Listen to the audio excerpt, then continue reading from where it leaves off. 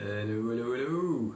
This is Ole Dammegard, and I, as you can imagine, have been contacted by quite a few of you asking about this latest alleged collapse of a building in Miami, Florida.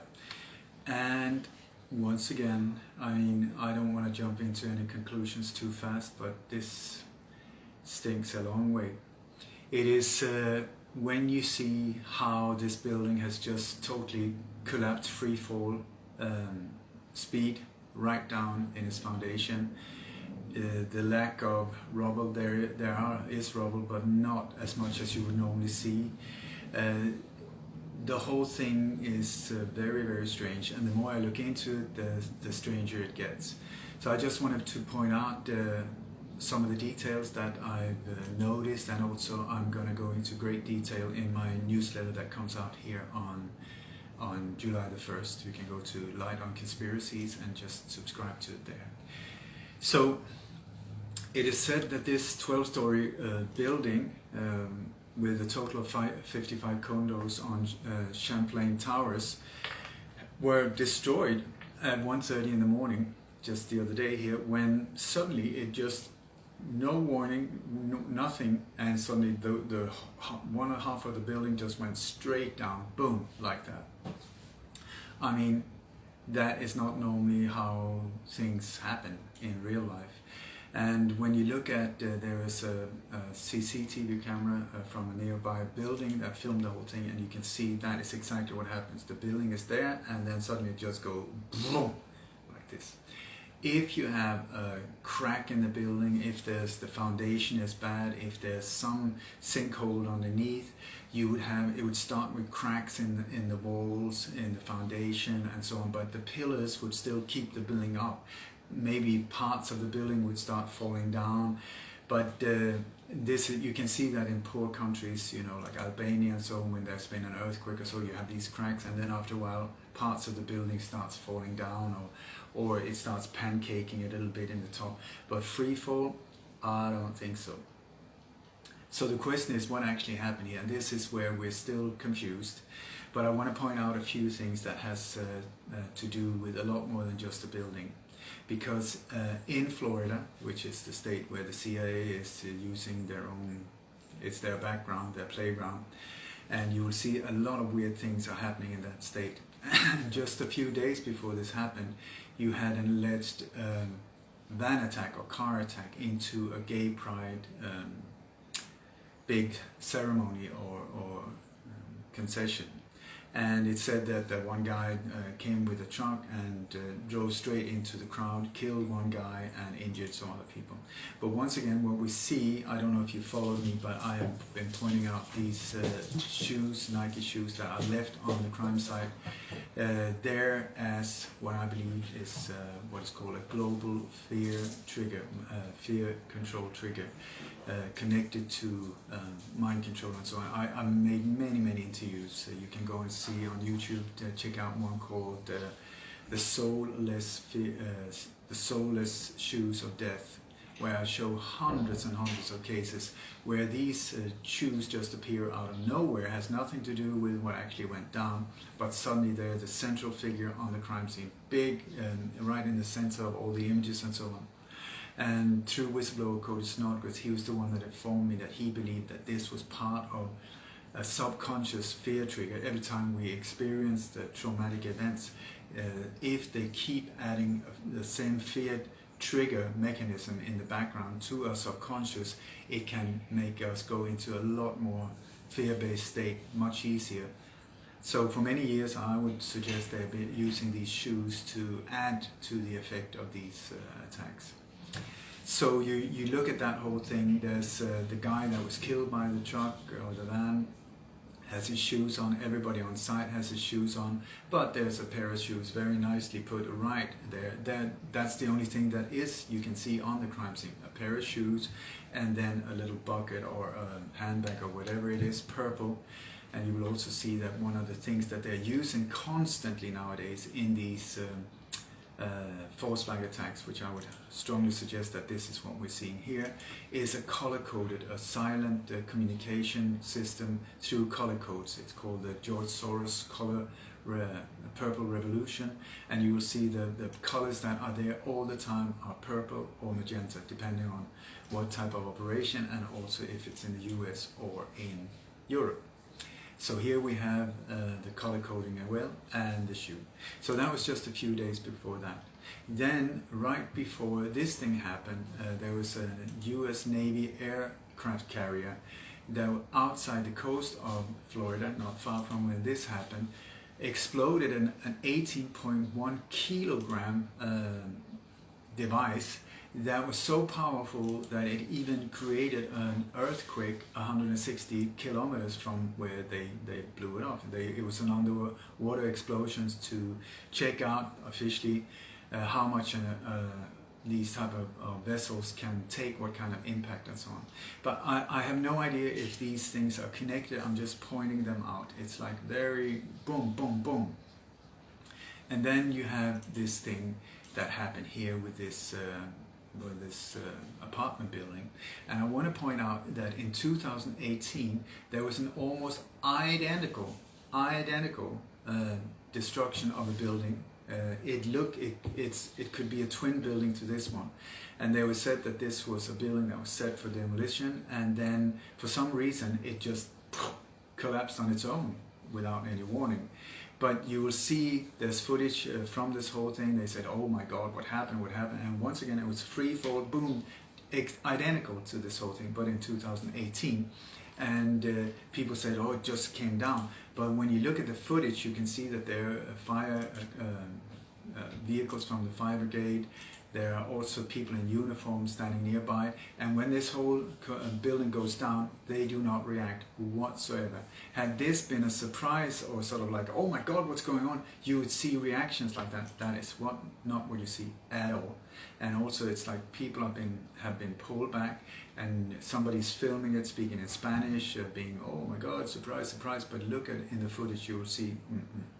And also CNN made a video about that in 2018, and they say, and one of the things is it was like, oh, the building went down, it was like blah, blah, blah, blah. It was in the summer months, I think it was on the 23rd of July 2018, this is on the 23rd of June 2021. And they say, oh my God, what happened? And then they write that there was not even given an implosion permit for this. Implosion permit, what does that mean? Because normally what you need is an explosion permit, to blow things up, controlled demolition, that is with explosions. Implosion is a totally different thing, where things are sucked in. And I would strongly suggest that when you look at what happened at the government building in Oslo, when the alleged mass shooting and the blowing up of the government building in Oslo, where they blame Anders Behring Breivik, that is exactly what was used with that building. A totally different effect of everything. You will see very, very different types of damages to the buildings, how the windows were sucked out instead of blown out. Sucked in, sorry, instead of blown out. And so the whole thing is very, very different and highly advanced technology. I would also like to point out that this building is frontline, right by the sea. But the people living there is said to have been poor immigrants, mostly foreigners and so on. And here we have a property that could raise a lot of money, just real estate wise. And when you see the so-called Grenfell Tower fire in London a few years ago, what you saw that was something like this happened, but in London it was like the whole thing went up, sort of like in a gas flame, literally. And they said, oh my God, this happened, we had no idea. But this padding on that specific building is the same as on hundreds of other similar high-rising buildings. So we need to evacuate the people, once again, these were poor immigrants, and send them up north for their, to help them. What they did was they just deported them out of that area. And these buildings were then leveled, and suddenly there were luxury buildings being built there. So indirectly what you're doing is ethnic cleansing of the poor. Get them the hell out of there. You couldn't do that without a thing like that. Get them out of there, pull down this old crap building, and then you build your own new luxury thing while pushing them off to the north of England or whatever. So here we have a similar, I would say, a possible similar scenario, because what actually went down here. You will also see that it is quite extraordinary what is happening. They say that one person died. That is not a lot when you see the destruction. 150 people and 159, depending, I mean, the numbers keep going up and down. They say, oh, we can't find them, we can't find them. So I would strongly suggest, don't you think that there would be sort of an urgency to clear the area, to get the rubble out, to find the bodies underneath? That is not what we see at all. We see that the vehicles from the fire brigade, from the police and so on, are in the background closing off the area so that nobody can get in there from the outside. No one knows he can get close. But in the area of the rubble, there's no one, absolutely no one. You will also see that on the facade of the buildings, instead of things being cracked off and then falling off, you can see that in certain parts of the building, but there are other parts, especially at the top, with super sharp edges and things that are just hanging out straight out into the air, which should have been connected to the rest of the building. But here they are just hanging like that. Very odd, does not look natural at all. We have some eyewitnesses that have been interviewed. Sometimes you have to understand, if this is a false flag operation, the eyewitnesses will be part of the operation and will be giving you whatever narrative is needed to get the effect out there to the public. But sometimes they are also real eyewitnesses, of course. But what I've heard from these witnesses is that they woke up, they heard what was like an explosion, like a big bang, and then they looked out, there was dust everywhere, and then the building was not there anymore. So you will also see that when the building goes down, when you look at the CCTV camera, there's a lot of flashes of white light that could point out that we're looking at controlled demolition. At the same time, this could also, of course, be when electric and wiring is being torn apart and so on. So it's hard to say. But the commentary to this one is also very odd. Like right after this happened in 1:30 in the morning, and there was an investigative reporter at CSBN who's being interviewed about this. I think his name was George DeFarma or something like that. And he said that when looking at this, you almost have to see it as an airplane crash. What? You have to, and I quote him more or less, that you have to look at this as had it been like a 747 going straight down into the ground. I mean, that sounds a lot like 9/11 if you think of it. And also they refer to it as a similar event as Oklahoma City or the World Trade Center. Once again, both of these controlled demolition in multiple different ways, and also with other technology involved. Then you have Joe Biden, the alleged president, who declares this a national emergency, even though when you look at it, it's actually just a local thing that happened where you should keep the owner of the building responsible for the state of this building, and that in the US, I mean, they would sue him to the moon. But here, it's a national emergency. They bring in FEMA and everything, and also these vehicles from FEMA, from the fire brigade, were there very fast, especially from the fire brigade and police. Like witnesses said, they were here right away. And this is normally the way also when you see a false flag, boom, it's being planned, prepared, and then boom, it happens, and in they come and close off the whole area so that nobody can get too close to see what actually went down. So I would also say that in certain of these articles, they refer to that these are poor immigrants, but we're also being told that the First Lady of Paraguay, Silvana Abdo's sister, Sofia Lopez Moreira, and her husband Luis Petengil, and their 3 young children were in that building when it went down. So I ask you, poor immigrants and family members from the Paraguayan First Lady's family, it sounds weird. I don't know what's going on between the US, the Paraguay at the moment. Maybe there's something there, but I find that odd. Of course, I referred to shoes before, which are always there in the background, almost always there in the background, in the photos, or in the text. If there's a mass shooting or something, they said that people ran out of their shoes or they lost shoes when escaping, or the shoes. And here also in the text, in articles referring to this, there are referrals to shoes. When the people had to escape out of the building, they were wondering, what type of shoes should I bring? Should I bring flip-flops or my normal shoes? I mean, really, who cares? Is that important? I don't think so. But here they come up again and again. You also have the color coding in photos, direct photos from the area of the rubble and so on. There's no colors whatsoever, but you got like an emergency team down there with the only color you see is purple, and I was referring to the purple color before, and it's there very distinct in multiple of these different images. So I'm just giving you a quick outlook of what I believe was not a real event. There was something very fishy going on here. So I would say absolutely not true what they say. They're going to give you a lot of it. Yeah, it was sinkholes. Yeah, it was this, it was that. Sinkholes, you would have a totally different pattern of the whole thing. You would have cracks in the foundations. You would have, and at that time when this happened, there was a team looking over the building, had been there for several weeks, if I'm informed correctly, because the certificate for these buildings were expiring, because it was built in 1981, and it was a 40-year,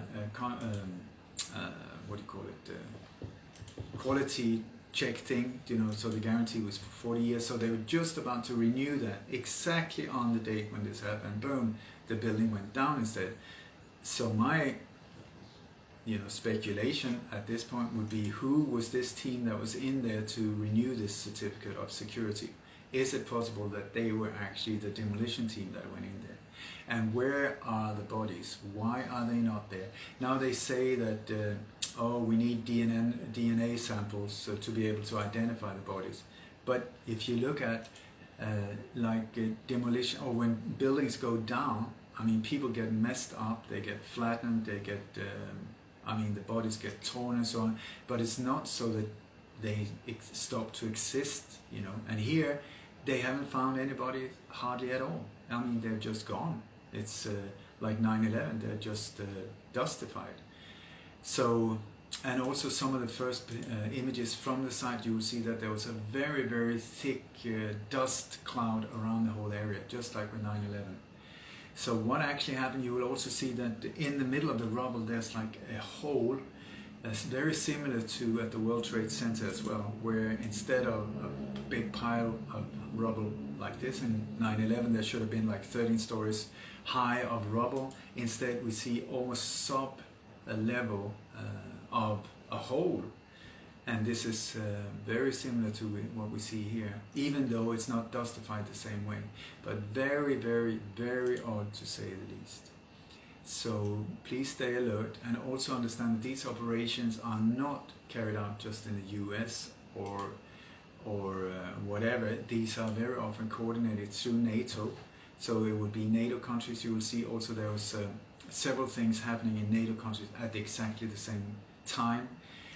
Not sure if they're connected, but you never know, because there's a lot of things going on at the moment in the world, and they need a lot of diversion for people to look the other way. So maybe they're doing like boom, boom, boom, boom, for us to get confused, lose the focus on who's really carrying this crap out, and trying to divert our attention away. But I say, let's stick focused, see what's going on. Please be aware of that when these operations are carried out, they're carried out according to an old Roman template called problem, reaction, solution. So they secretly create this problem to freak us out so that we will accept their solution. So please be observant on what type of solution we're being offered surrounding these whole things. What happened with that explosion out at sea? What with this whole gay pride crap?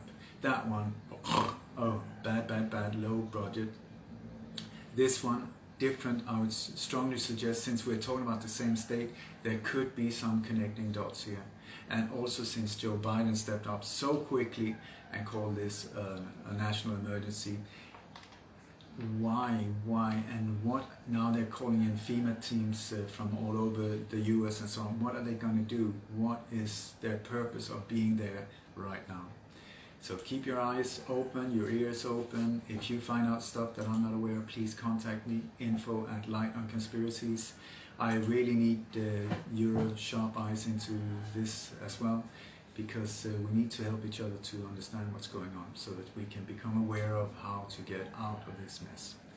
So thank you so much for listening, and once again, I'm going to go into great detail, lots of photos and so on in my upcoming newsletter here on July the 1st on Light on Conspiracies. Subscribe to that, my newsletter, or buy my books, whatever, and yeah, have a great one, and stay happy, be happy, fearless, and there you go.